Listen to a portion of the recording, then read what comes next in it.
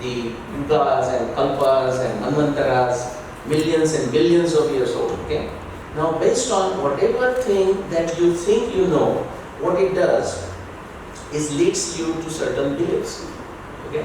For example, if you think since 1947, that's when the India was born, then you are going to look at, very likely, you are going to look at the Indian Bharatiya history. I will use the word Bharatiya, Indian, Hindu, Sanatana in a very interchangeable way. Okay?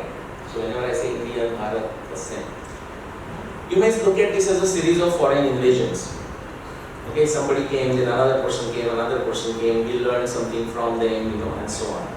If your understanding of Bharatiya itihas begins with 1947. If it begins 5,000 years old, why do we say that? Safe to repeat what everyone says. Usually no one will agree, no one will disagree, so life goes on. If you don't care, you do not know and say, I don't think we can find out truly, then it doesn't matter in terms of your belief system. And if you are into that yugas, millions of years, billion years of yugas, basically, I'm going to give an explanation to that. Where does these millions and billions comes from? It has nothing to do with the chronology. I mean, you are all engineers. You are all familiar with a non-dimensional number. Okay, I know that I met some chemical engineer during the lunchtime. I don't know if she's there. She's there. But any other chemical engineers? There are few. Okay, and I'm sure in the other disciplines there are these numbers. But Reynolds number and Stanton number and Schmidt's number, non-dimensional numbers that we use into correlations and so on. It's something like this. These millions and billions of years has different purpose. It has nothing to do with the chronology. Okay. So therefore, somebody says, "Hey, what are you asking? Hamara Sanatan chal raha hai." That means you are very lazy, you are dogmatic, and you have no clue about Indian history. That's what it means, guys. Okay. Now, based on your belief, it leads to the feeling. See, this is how the journey takes place.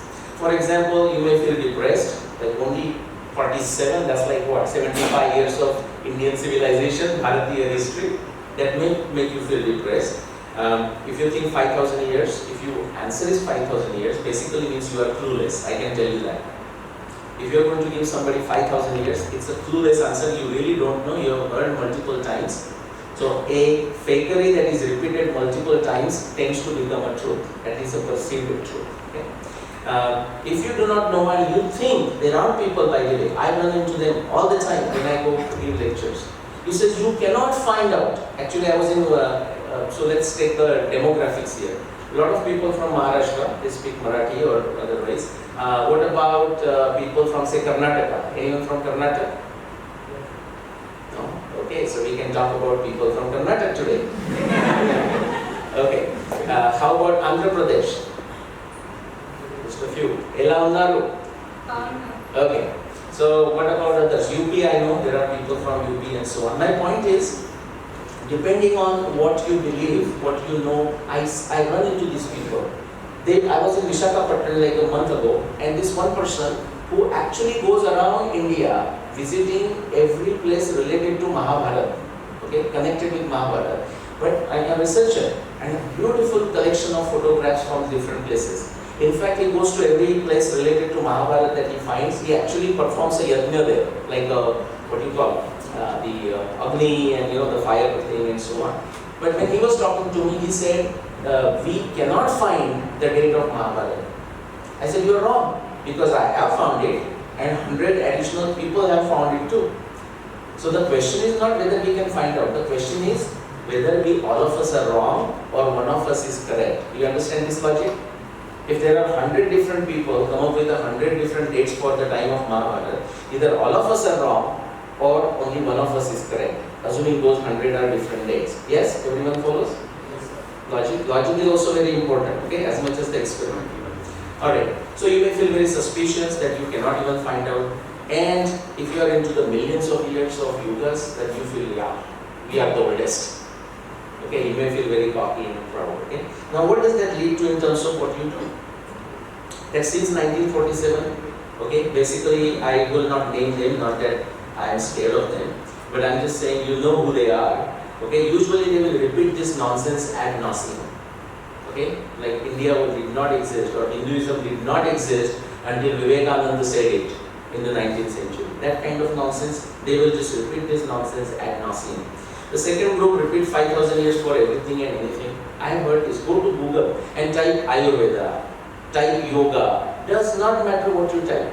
It will say 5,000-year-old. Go and check it. Okay? So that's what you do. If you don't have a clue, you think you cannot find out, you do nothing. And the people who are stuck into this Sanatana. Sanatana is the right word. I'll tell you what the definition of Sanatana is. Sanatana nitya nutana. Sanatana is that which is willing, capable to refresh itself with the newfound knowledge. It's not stuck into some dogmatic thinking. That's not Sanatana. So, but if you're thinking millions of years, basically every time you are claiming it, you are actually doing a self-goal. Okay? You are taking the discussions away from a practical, pragmatic, objective discussion. Okay, with that background, why only Bharat has itihasa? This was a realization that came to me 5 years ago. I think it was 2018 or so, and I was presenting at the Oxford conference. At Oxford, right? Oxford conference at Oxford. And beautifully organized conference, and after 2 presentations, I mean, these are wonderful to have such conferences. 2 presentations of 20 minutes each, they give you 90 minutes to all organizers to discuss and debate everything that is discussed in those 2 presentations. So after my presentation, that 90-minute session started, and one very angry, this is in UK, but angry professor from Chicago came to me and said, "You don't have history." And by you, he meant me as an Indian. Okay? And so depending on the person, depending on your own mood, you handle everyone differently. So actually I said, yeah, you are right, we don't have a history. So he was kind of taken up by shock. He says, oh, you were talking about your history in your presentation. Now you are saying you don't have a history, and I am saying you don't have a history, and you are agreeing with it. I said, yeah, we don't have a history. We have itihasa. Okay? Now that may look like some word playing, like instead of history, I'm saying itihasa. But no, I didn't mean that. But after that time, I got to thinking, the professor went away. I mean, he found his beer and sandwich, and so he just went away. But I got into thinking that yes, we have a itihasa. Everyone knows the meaning of itihasa? Itihasa. This is how it happened. That is not to say there are no embellishments. If you read a biography of some person around the world, like say Bill Clinton, okay, most of it is reality, but it's embellished. It is written from his point of view. Some of the things are, written in a certain way, putting person in the right light and so on. So things can happen. But it got me thinking that not only we have a itihasa, but only us, only Indians, only Bharatiya has itihasa. And I'm not stuck on the word itihasa. I'm going to use the word itihasa and history interchangeably. But I'm deliberately using the word itihasa. And why do we have it? So why is that word only?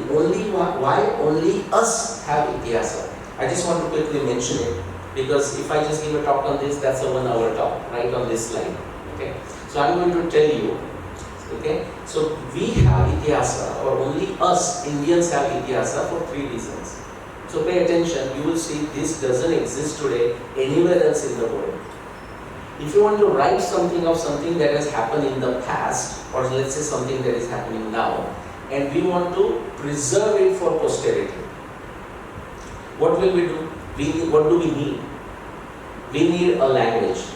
Yes? We need a language, we need a script. Now, script if you want to write it down, language if you want to remember, okay, in a certain way, memorize it. So maybe therefore it is written as a poetry in a certain meter, so that's easy to remember.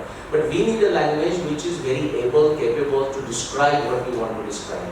We also need such a language which has low to no drift. And you understand what is meant by low to no drift? For example, if you take Shakespeare's English, which is what, less than 300 years old? But if you read Shakespeare's English, we don't understand it. Even the British don't understand it. British today don't understand Shakespeare's English. They take courses how to interpret Shakespeare's